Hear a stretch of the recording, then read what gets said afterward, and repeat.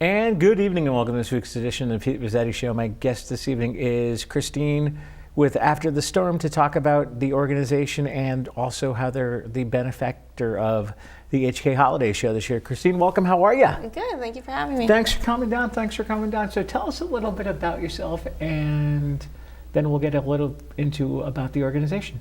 All right, so I grew up here in the Shoreline in Killingworth. My parents moved when I was in 4th grade, and they're still in Killingworth. I graduated from HK class of '94. I went on to Stonehill College where I got my bachelor's in elementary education, and I've been a teacher in the North Haven school system for the past 20 years. Cool. You like it? I love it. Yeah? What do you teach? I love it. I'm a math interventionist now, but I spent 16 years as a 4th grade classroom teacher. Ah. So we currently reside in Rockfall, which is part of Middlefield, and I have 2 sons, Connor, who is a freshman at Coggins, and my son Chase, who is a 6th grader. There you go. So tell us a little bit about the organization.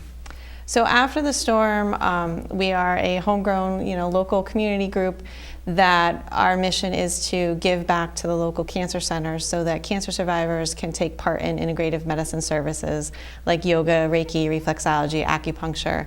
All of those services are not covered by your insurance. So when you're going through treatment and chemo and radiation and all of your surgeries and procedures, spending money for those type of services out of pocket is difficult and a challenge for a lot of people. And that's where our organization comes in, and we feel that need for survivors to be able to take part in those services. Now, how did the organization get started? We began in 2009, gathered up some friends and family, and we looked at past fundraisers that I had been a part of, and we decided that using that knowledge, that integrative medicine was a good fit. Middlesex Hospital had just started their integrative medicine program over there. They had like 2 people on staff, and I was lucky enough to be able to partake in some of those therapies. And it was a great combination of having, community support, family support backing us up, and some fundraisers that we just decided that this was what we needed to do for everybody. Now, what type of fundraisers have you guys done before? We've done golf tournaments, we've done bowling tournaments. Last spring we did a wine tasting. We're looking into a beer tasting this year. We did like a family picnic one year, but our main fundraiser that we have is our Art Bra Runway show. Speaking of that, let's talk about that. Tell us a little bit about the show. So people from all over the country, and we've even had bras from England and India, Amsterdam, they decorate bras and then they ship them over to my house, where we have a very long day of judging to decide, whether or not that bra is special enough to be able to make it on the runway. And during that evening, we have people wear them to music. They go out as a live auction on the runway, and people bid right then and there. I believe we have some photos of the event. Okay. Let's take a look. And can you tell us what we're looking at? Yep, so this is from this year. This is the dance troupe from the Dance Corner in Killingworth, and they decided that they were going to help and support our show this year. And so they actually opened our show. They did a little dance to The Greatest Showman, the soundtrack from The Greatest Showman. Cool. To start off. So the bras that we get in after we go through them all, we really make them into some different categories. And if the bra does not make it onto the show, we use them. We use them all. And it's important that people know that, because the raffles are also part of that show, and they're an important part. So the bras that don't make it into the show, some of them we use for our raffle prizes, which we get donations from all over Connecticut and different places. Okay. And then we also will put them in a photo booth, and people can put them on and get dressed up with their friends and take pictures, and they get a little keepsake to be able to take home. And people they have a good time. It's a fun night. It's a night to laugh, but there are ups and downs, just like there is with any cancer survivor story. And it's a celebration of the people that we have. It's in honor of the people that we've lost. This is a special bra that was made and commissioned for last year because it was our 10th anniversary. And that's Kristen Drapula, also an HK graduate. She is one of our models. And that is our auctioneer, Tom Gagliardi, who is being a good sport and wearing part of the outfit for us to help raise the most money that we can. This is another bra. This is Nancy from the North Haven Congregational Church. And what's really great, she's been in our show for a couple of years now, but there's a very large contingent of women that they all get together and they help to design. And there's this one woman, Mary Lee, she helps to create the bra. And the women do fundraisers all throughout the year, like through bake sales and things like that. So they pool all their money together and then they come out and support, and they'll buy some of the bras that are on auction. It's a lot of celebrating that night, and it's a lot of hooping and hollering and laughing, and as you can see here, high-fiving, and it's a great way to honor survivors. This is my husband, Bruce. Bruce is also an HK graduate. Not a graduate, he went into HK, but then his family moved to Maine his senior year. So this is Bruce dressed as Elvis. Each year the men have a man show, and there's a different theme every year. Oh, cool. So he was Elvis in Jailhouse Rock. Excellent. And then these are two of our survivors, Lindsay and Lara, and they're in the middle of their journey. Lara's finishing up hers, and Lindsay's still continuing on with hers. But this year we were lucky enough to have both of them model for us, and they also both created bras too. Cool. Very nice. Very nice. And so tell us a little bit about I guess you're the benefactor of the HK Holiday Show this year? We were. The call sort of came out of the blue, or I should say the text kind of came out of the blue.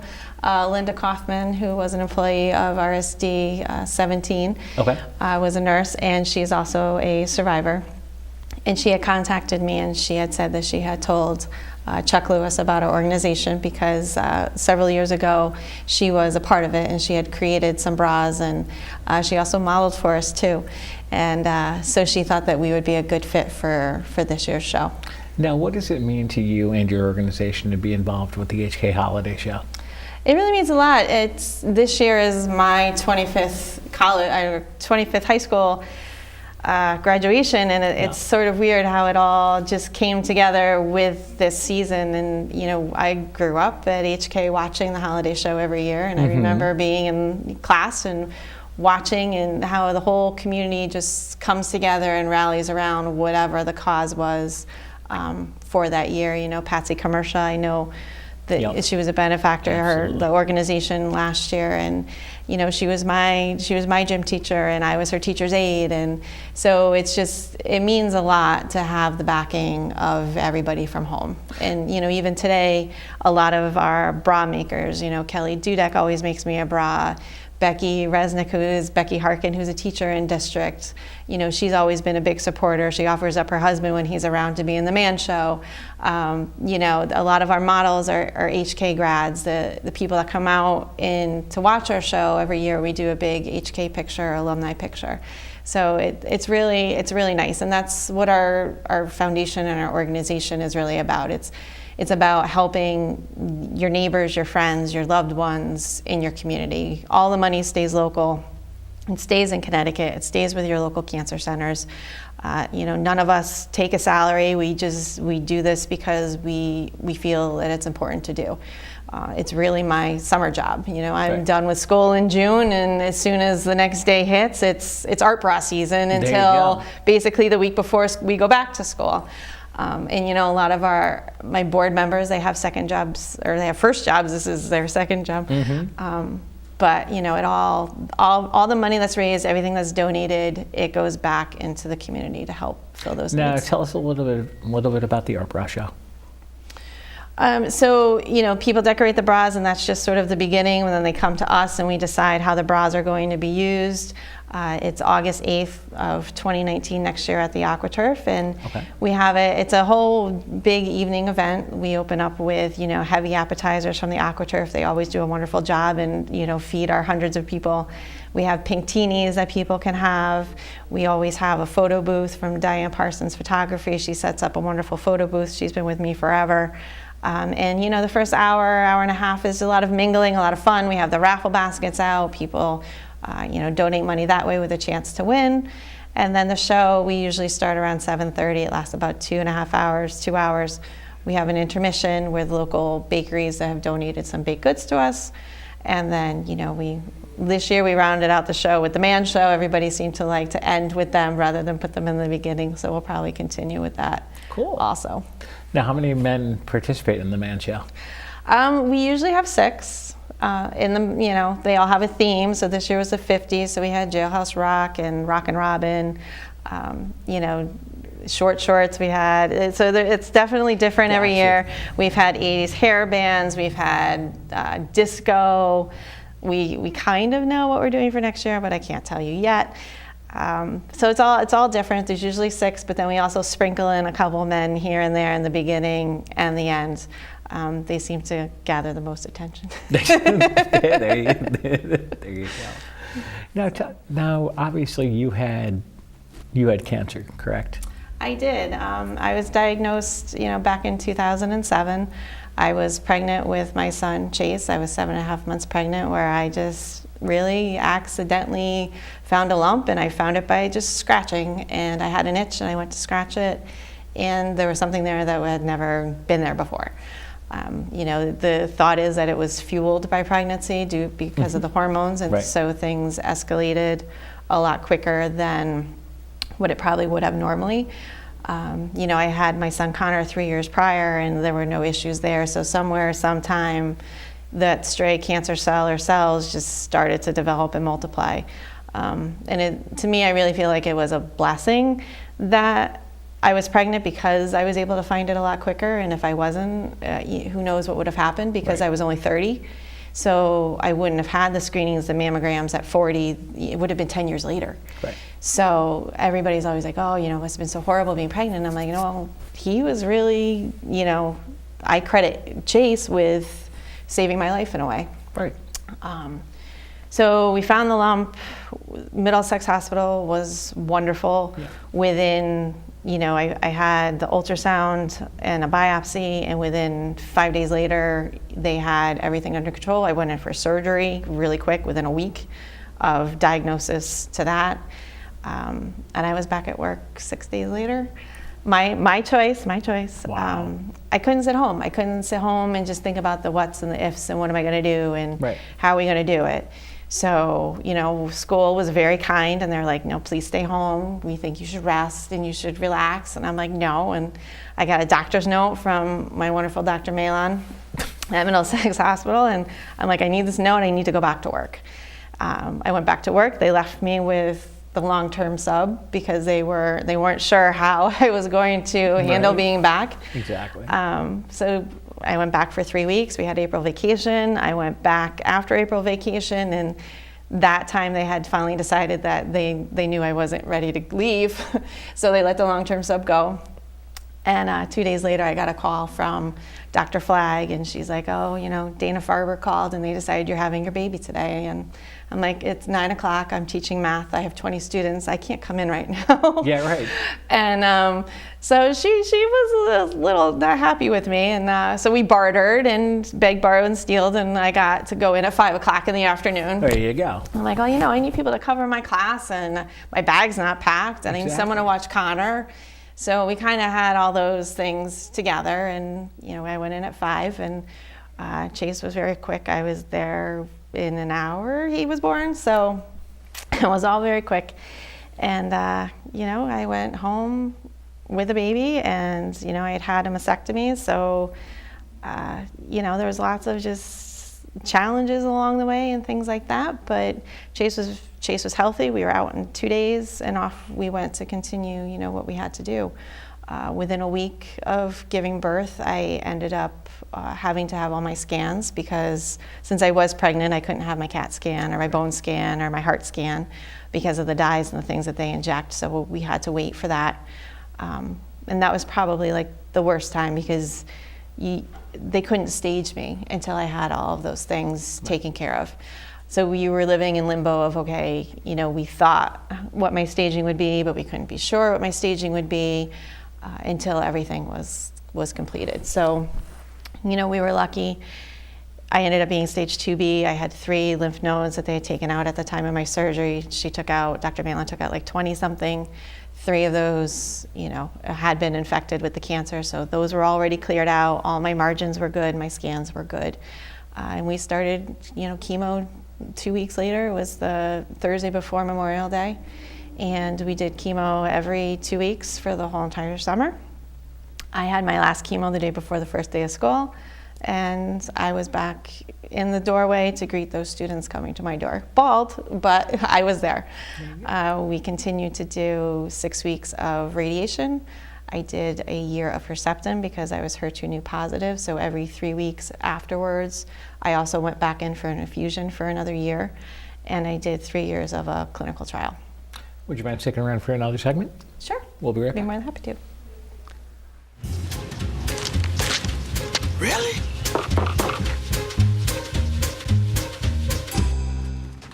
Buzz, what's up, man? You left some leaves burning out here. Yeah, I just came in just for a second. Come on, man. If it's too hot to touch, it's too hot to leave. You could torch the whole neighborhood. It's a good point there, smoky. 9 out of 10 wildfires are caused by humans. Only you can prevent wildfires. Alvin and the Chipmunks want to remind you, bacteria can hide in food and make you ill. Wow. But you can keep bacteria from ruining your day with 4 simple steps. Clean. I'm waiting for the rinse cycle. Separate. Cook. Fire in the hole! And chill. We chipmunks are notoriously tidy. Check your steps. The road trip to food safety starts at foodsafety.gov.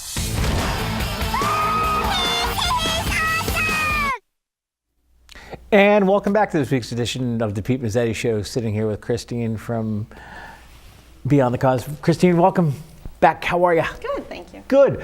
So we were talking about the event and the organization, and let's start this segment talking a little bit about the HK Holiday Show, which is coming up very quickly, and exactly again what it means for your benefactor to be the benefactor of the HK Holiday Show. So it's coming up December 21st. Yep. I believe it's from like 8 to 11:30. I believe so. Which is very exciting. So we will be down there. I will be down there along with some of my board members and things like that. And we've rallied some of our supporters to come down to give them a big thank you. And everybody in the community can get to meet them too.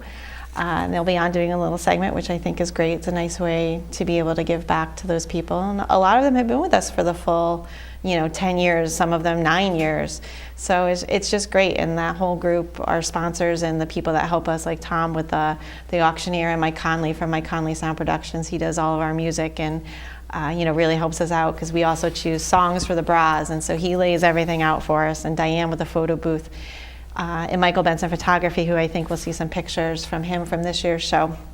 So it's really great. It's a nice way for us to be able to properly thank everybody for all of their support during the years.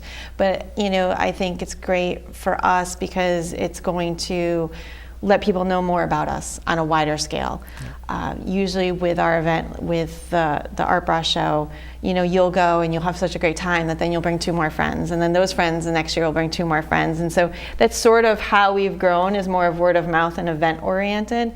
We're lucky enough to be on Channel 8 every year. They're always happy to have us back. So we have done some news segments, but I think this will definitely widen the scope of people who might not have known about us but now will, and they'll be able to connect the show and us and things like that. So I think it's a wonderful thing. Speaking of connecting things and videos, I believe we have a video that we can take a look at right now, and you and I can talk about it. So what are we looking at right now? So this is actually from one of our first years. This is at the River House. Okay. And the River House was wonderful to us, but we ended up growing and becoming too big to be able to fit there. And I hated leaving the River House, and we've moved to the AquaTurf, and then we went to the Oakdale for a little bit, and now we are back with the AquaTurf, and they've been absolutely fabulous to us. So the people, you come in, you register, there's those famous pink teenies I talked about earlier. And we have those raffles just like we always have every year. And these are some nice pictures, some blasts from the past from 10 years ago that I enjoy looking at. But it's a great support. That's Dr. Hull. She's a radiologist at Middlesex. If the video plays a little longer, you'll see her. She actually wore a bra for me. So there's just been tremendous, for lack of a better word, support, especially in the Middlesex County area with my close friends at Middlesex Hospital, and then, you know, Midstate is a wonderful organization, and I've worked with Gary Havacan there, who's now the president, and Griffin Hospital is also a hospital that receives funds from us too. Sure. So What else are we looking at?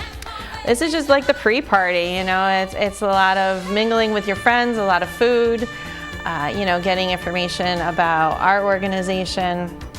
It's a really good, feel-good event is how I like to look at it. Lots of love, lots of laughter, you know, and there are emotional times in that bit too, but we try and pick it back up and everybody has a really, really good time. So. Very cool. That's Cobra. That was designed by Becky Harkin from Burr. That's some old shots from Fox 61. Mm-hmm. And some more raffles. And the girls, you know, they wore the bras in the beginning to walk around so people could really look at them beforehand. They've gotten so sophisticated now that we leave them under wraps. They don't come out anymore in the beginning. Now it's a total surprise. But those are some of our littlest models from back in the day, Katie and Chloe. And there's Mrs. Gagliardi. Her husband Tom is our auctioneer. Jill Granucci, Mr. Granucci's daughter from, you know, the art teacher. So there's definitely, you know, the more that you watch this, there's a lot of homegrown HK community. That's Dr. Malon, my surgeon.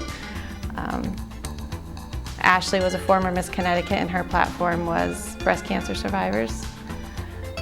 And that was Katie. Her mom had passed away from breast cancer. There's Katie again. So this organization is near and dear to her heart too. So you can see lots of hugging, lots of fun, and lots of good times. That was thing one and thing two. So they're all different styles, all different types of bras. Every year, you know, we get different ones coming in. And it's always fun. It's like Christmas in July. Exactly. The postman always wonders, you know, there's some of that's the First Man show. That was the YMCA. So the postman always gets excited when she gets to bring all of the boxes to the house and she wants to know what they look like.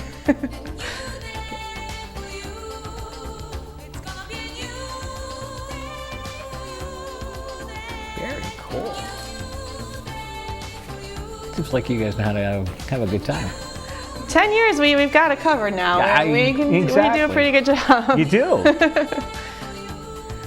So, lots of laughs. Definitely.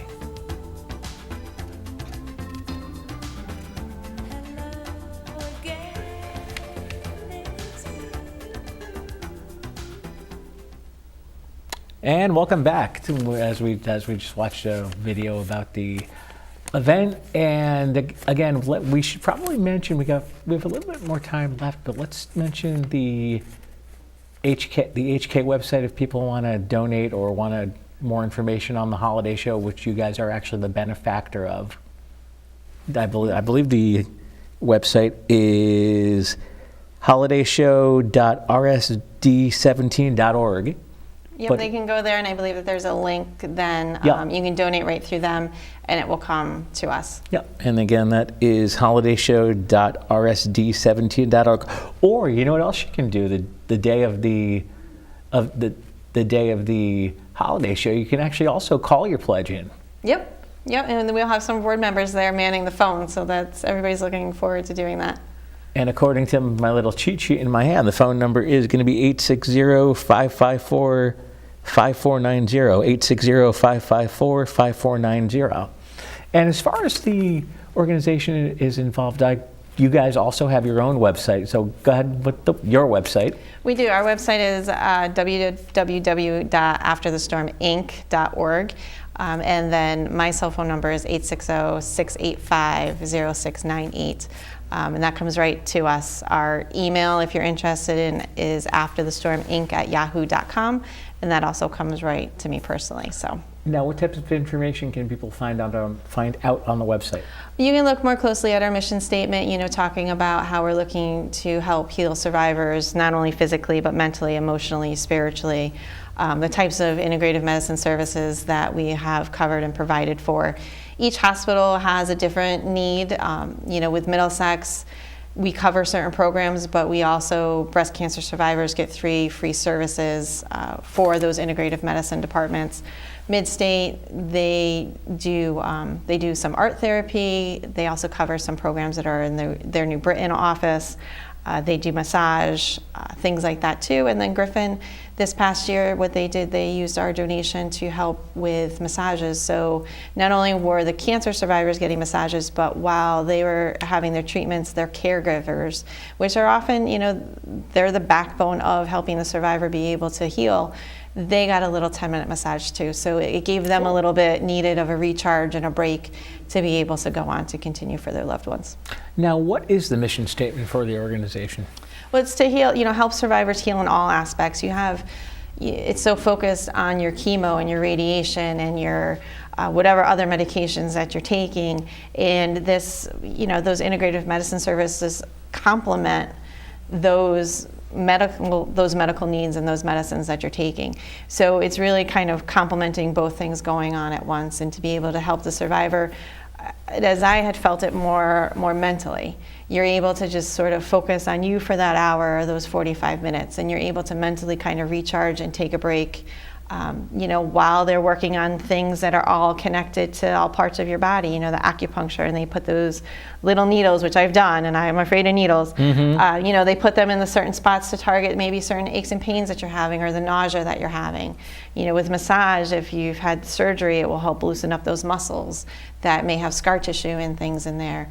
The reflexology, that you have all those points on the bottoms of your feet that are connected to your different organs, so if you're having issues with that. So it's a time for the survivor to be able to take for themselves, and for us to be able to pay for it financially, so that it's not a burden on them. It's hard when you're going through treatment to, kind of just feel mentally crummy and not really be able to do anything about it. Whereas, with our funds and the donations from the community, we're able to help them with that. Christine, I want to thank you for coming down, and hopefully we'll see you again soon. Sounds good. Thanks for having me. No problem. On behalf of Christine, I'm Pete Mezzetti. Thanks, good night, and we'll see you next time.